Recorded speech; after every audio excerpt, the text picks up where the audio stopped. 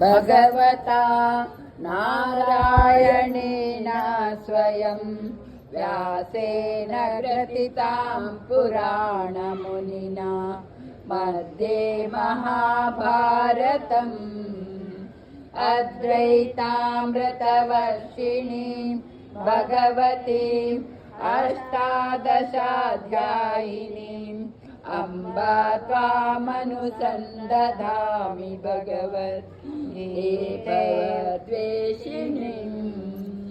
नमोऽस्तु ते व्यासविशालबुद्धे पुल्लारविन्दायतपत्रनेत्र येन त्वया भारततैलपूर्णः प्रज्वालितो ज्ञानमयप्रदीपः प्रपन्नपारिजाताय स्तोत्रवेत्रैकपाणये ज्ञानमुद्राय कृष्णाय गीतामृतदुहे नमः।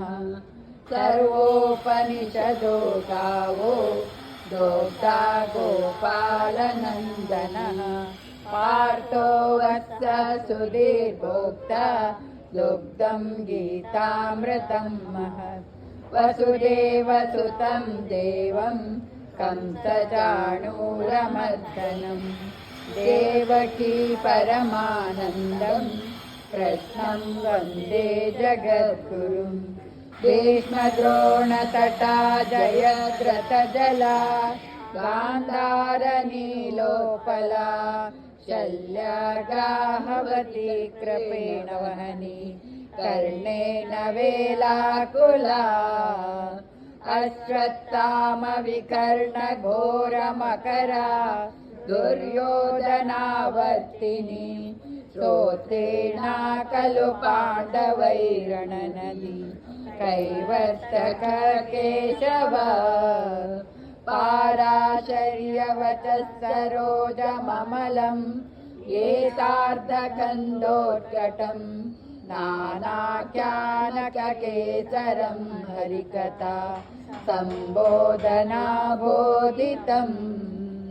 लोके सज्जनषट्पदैरहरः ते पीयमानं मुदा भूयाद्भारतपङ्कजं कलिमल प्रध्वंसिन श्रेयसे।